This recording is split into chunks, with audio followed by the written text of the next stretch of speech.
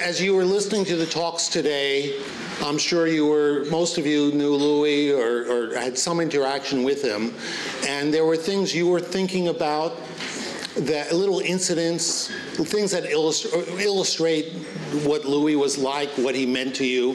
What I'd really like to do is have a series of relatively short presentations by anybody who feels inspired to come up and say something.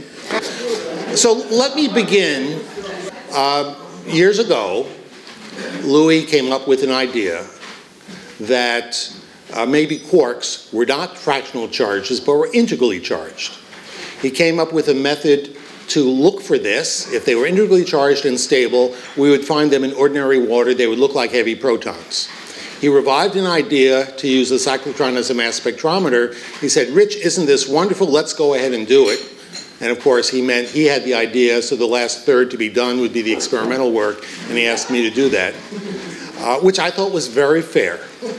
We eventually did publish a paper in which we found no integrally charged quarks below a certain levels, which were really quite small. The technique worked beautifully. But the reason I'm mentioning this is that I went and I learned how to operate the 88-inch cyclotron on campus. And Louis would show up. He would show up to some of the runs, mostly just to give us support. But what really struck me is when he brought his young son, Donald, along. Now, I don't remember, Donald, whether you were 8 or 10 or something like that. About that. About that. And you know, Donald would come and sit on his lap as Louis would turn the knobs of the cyclotron, and he would show him around. You know, and this was striking to me in many ways. Not only was Louis educating his son, but he was also setting an example for me. And I was just remember that. And Donald is here tonight, and I'm going to ask him if he could start with a. And by the way, if you say something, let's keep it short, and you can come up a second time if you have more stories to tell. And then sometime we'll all peter out, and anybody who feels they have to leave is welcome to do that. But I just suspect we'll get a whole bunch of wonderful little short stories. So Donald, would you start, please? So I was really taken with Rich's suggestion just now that if you have another story, just come up and tell that one. And so naturally, coming to this, I had thought a little bit about what I was going to say. And as soon as Rich said, if you have another one, come up and say it, I figured I'd just tell one of the other ones first. So I had the opportunity to be home at one point. This was, I think, when I was in college. And back home, and Dad was on the phone. He had received a call. He was absolutely furious. And the call that he received was from the White House. And it turned out that this was a call from the White House telling him that they wanted to award him the Presidential Medal of Science. And this was a year or two, I think, before he passed away. And he was absolutely furious at them. He would have nothing to do with this.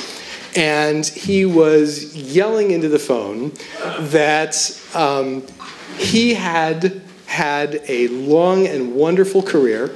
He had been recognized for the things that he did, and that the White House should get its act in gear and give this award to someone else who had not received the award, who needed the award. He took those awards very seriously because he loved giving them to others. And so that's my story, and on to the next one. Birger Schmidt came all the way from Europe just for tonight. Yeah, I'm still a little bit jet-lagged. I just flew here to take part in this symposium, and I fly back on Monday already. But I'll try to explain shortly why this has been so important to me.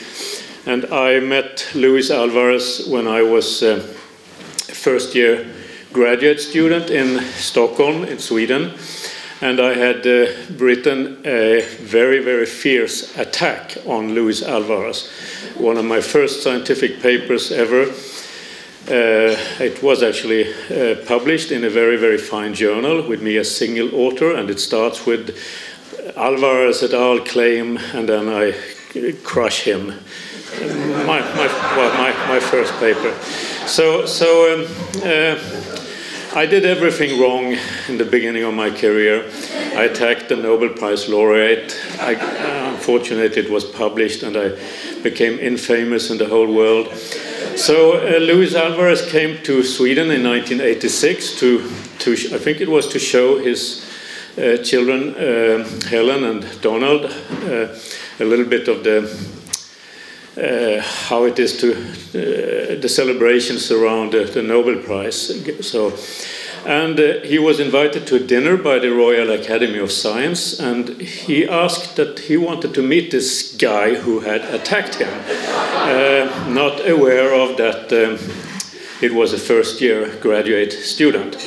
And the Royal Academy of Science was embarrassed to have to invite this first-year graduate student to this dinner with all the famous professors in physics in Lund. And so what they did was they followed the request of Louis. They invited me to the dinner, but placed me at the far end of the table, as far away as possible from Louis.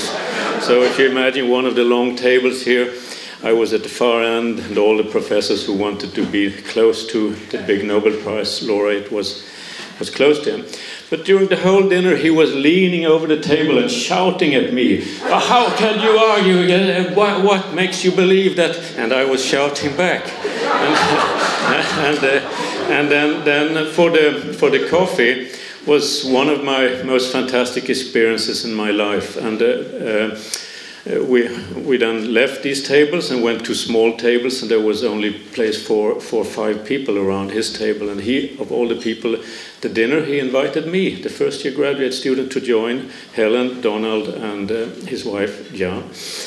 And we continued the discussion, and Donald just told me here that we haven't met for 25 years, but he told me that I seemed a little bit embarrassed that I had attacked his father. And I thought the whole time that Donald and Don and Helen were like worried that someone of their own age was arguing against their father. I was thinking that he was a person of authority. But as you realize, I started my career in the absolutely disastrous way. But finally today, after 25 years, I realized actually that I did everything exactly right. Because when I came here, I should mention to you that I was then, following this meeting with him, I was invited to do my postdoc. I was a geologist and did my postdoc for 2 years in the group of Frank Asaro and Helen Mitchell. And I came here in 1988 when Louis was already 6, so I didn't meet him that much. But he invited me to do his postdoc here. But today, 25 years later, I realized that I did exactly the right thing. I've believed my whole life that I did everything wrong, because I read on the program here, "I'm convinced that the controlled disrespect for authority is essential to a scientist." So that's what I did. Well, there are 2 things that I'd like to mention about Louis. I'm Janice, or Jan Button Schaefer. I was in the Chamberlain-Segre group as a graduate student in the mid to late 50s, and Louis walked down the hall one day. I had come to know him and other members of his group as being lovers of music as well as physics, and so I had known Louis, and I knew Jan before she married Louis. He walked down the hall in '59, early spring, I guess, and he said, "Jan, would you like to join my group? We voted you into the club." And I thought, gee, do I want to do bubble chamber analysis? Well, I'm sure there must be some hardware projects I could get involved in. But what I wanted to mention about Louis was something that hasn't been really stressed. That is, he was such a superb teacher. And I had the privilege on several occasions of being asked to fill in for him in the early 60s. And I remember especially, just as Stan Wachitsky described his experience later on, that in order to take over his physics 4A, or maybe, I don't think 7A existed then, his lecture on mechanics, that I should come and hear his lecture preceding my filling in for him. And guess what? He wanted to explain simple harmonic motion, and by early '62, John Glenn had managed to circle the Earth. People were becoming aware that it took about 90 minutes. And guess what Louis gave as an example of simple harmonic motion? He said, Gedanken experiment if you like, if you drill a tunnel from the North Pole through the center of the Earth to the South Pole, and you drop a pebble, it will oscillate. You can go through the calculations and show that there's a restoring force, and so you let go of the pebble and it goes faster and faster, it goes through the midpoint of the Earth and then starts slowing down, and that this was a projection, could be considered a projection of the uniform circular motion of a satellite just above the surface of the Earth. And he showed that you could go through the calculations. The velocity for the satellite would be given by mv squared over r equals mg. You cancel out the m, you end up with v equals the tangential velocity equals the square root of rg. Well, if you do the calculation for the pebble going up and down in this tunnel, you will find that the maximum velocity is just the same, and you calculate the period, comes out to 90 minutes, roughly. But Louis added something to that. Now, you'll find this little demonstration now, I think, in recent decades in Halliday and Resnick in basic physics books, but I first heard it from Louis, and I think he dreamed it up just prior to this lecture, and I taught it to my daughter. She wasn't yet born when I heard all this, but she became a physicist, and she remembered as a graduate student that she'd heard this from me, ascribing it to Louis Alvarez, and she actually, going into a graduate class in mechanics, heard a professor at Maryland going from describing the wonders of Goldstein's classical mechanics, suddenly jumped over to this freshman level problem, and she gave a big smile. The professor said, "You've heard this before? Where did you hear this?" She said, "I learned it from my mother." He said, "Your mother's a physicist?" Anyway, the other thing I wanted to mention is Louis' great love for music, which I don't think really came out in the presentations we've heard today. And I first came to know members of the Alvarez group through some of the wonderful programs where Louis had gotten to know a contemporary of mine who trained as a violinist at Juilliard, then came out to Berkeley to do physics, and this Willard Tressel was sponsored by Louis. He got to go to the Bohemian Club. I didn't, but anyway, I played often with Willard and also another violinist, Austin Reller, in Louis and Jan's home. They both loved music, and that was a very big part of their life. Thank you. Oh, hi, I'm Cliff Stoll. Go back to 1985 and 1986. I'm a postdoc up with Jerry Nelson's 10-meter telescope group, and good stuff's happening there, and our money goes off to build the telescope in Hawaii. I'm left around, and I'm stuck, and I wander over to the computer science group. And, okay, so it's a computer science group down basement building 50, and you know, you go to the cafeteria up at LBL, and Louis always there, and so second day on the job, I noticed that there's a problem with the accounting in one of our computers. This was way back when there were workstations and VAXs and, you know, computers built around the time of the Civil War, and we were trying to bill every department for every nickel we could get from them. And I discovered that some hacker is breaking into our computer and stealing information and taking it out over what was then the very early internet called the ARPANET. This is way, way, way long ago when there were pterodactyls flying on Telegraph Avenue. So we're there, and I'm noticing there's a hacker in my system. So I tell the guy I work for, my boss, and it goes all the way up to the important people, you know, physicists who wore ties, and it went up to the Department of Energy, and DOE says, whatever you do, there's a hacker in your system. Shut the door, keep them out, don't tell anyone, lock the door. Which didn't seem very interesting to me, so I'm at lunch, and Louis Alvarez sitting over there, and I'm telling a friend of mine what's going on. He comes over and says, tell me about this. I tell him all about this, 75-cent accounting error, and, coming in over this.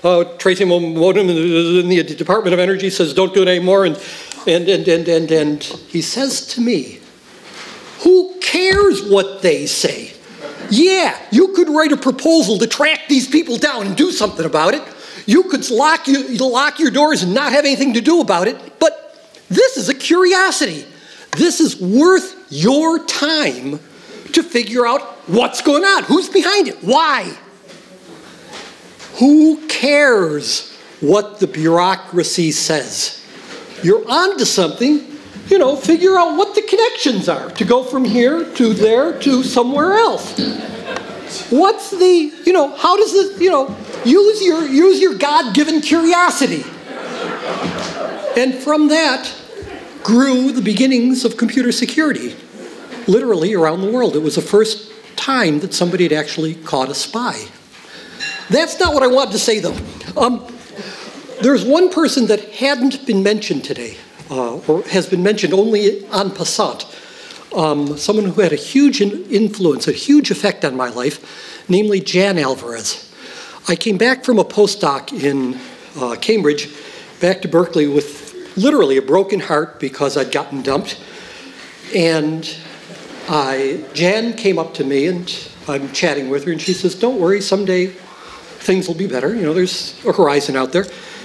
And I said, "Yeah, but what I want is," and she finished the sentence for me, "a family." And you know, she was good at mind reading. And about two and a half years later, girl next door and I somehow or another got together, and out popped this girl, Zoe. And then boy, Danny. So I have these kids around the house, babies. Jan Alvarez comes out, and she's walking my 2-month-old daughter around in her arms like this. And she says to me, "Cliff, there's nothing more important in your life than your daughter. It makes no difference what postdocs you're interested in. It doesn't make any difference. Book tours and lectures and doing things and getting jobs and stuff like this. The most important thing in your life is your daughter. Why don't you do what nobody else ever does? Quit your jobs. Stay home with your wife, and the two of you raise your kids together at home." Wonderful. We said, "Hey, we might as well be poor in Berkeley. We'll save on psychologist money later on." So we did, and today, I've got 2 teenage kids, and melt my heart, Chan was right. So, yeah, many, many thanks. Hi, I'm Lauren Yasolino. I had the privilege of running the Pyramid Project after the first tranche of group of us left in 1967 after the Arab-Israeli War. And somehow I was the only person that was allowed to go back. And Louis was very convincing in getting me to go back.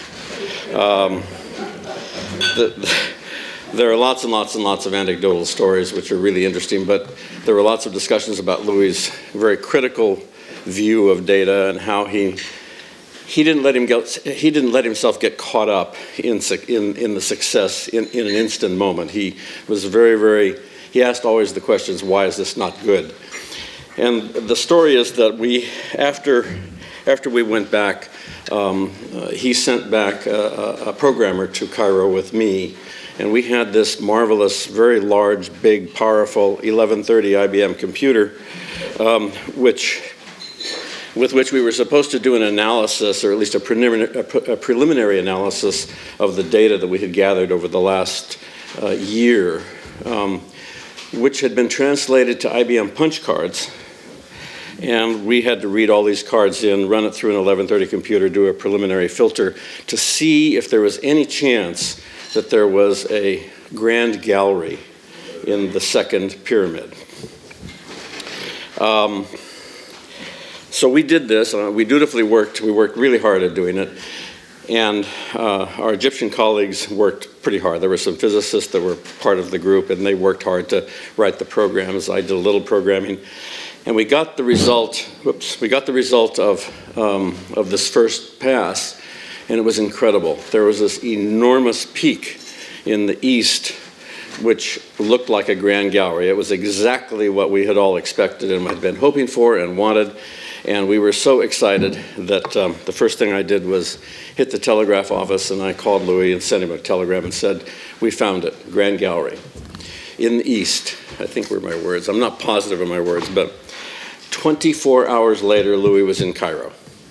And I don't think he slept. He was excited, and he was floating. Because I think that one of the things that he really, really, really wanted to do was find a grand gallery in the second pyramid at Giza. So we all gathered together in my apartment. We had all the Egyptian physicists, and we showed him all the histograms. We showed him the big peak, and he looked at it, and everybody was excited. And he looked at it for a little bit, and I knew Louis well enough. I didn't know him as well as maybe some of you, but I knew him well enough to see that there was a little hesitation, but he didn't let it go very far. The next thing we did was we broke out the champagne, and everybody celebrated, and it was great. The night ended, and he went home, and the next morning he came back, and he said, you know, the peak is too big. And so he proceeded to look at the data, and we started to sit down and question it, and he got the group together, and we started talking about it. And the long story short is that it was too big, and it was caused because of the way that the data had been binned on the faces of the pyramid, and it ended up that there were some rounding errors and some dumping into bins that shouldn't have been dumped into, and we had this enormous peak. And it probably was one of the anticlimactic areas of the project, but it ended up to be that he did not allow himself to get caught in probably something that he really, really, really wanted to see happen. And for that, it was another lesson to never sip your own whiskey, kind of take it and do it right. Anyway. I've got to say that Lauren's story reminded me of another lesson that Louis always taught, which is celebrate first, check next. And the other thing about the pyramid project that reminded me of is that after the project was over, and Jerry Lynch, of course, was a key person in that, Jerry's here, people would say to Louis, so you didn't find any chambers? And he would always correct them. He said, you don't have that right. We found that there were no chambers. A very important distinction to Louis. Who's next?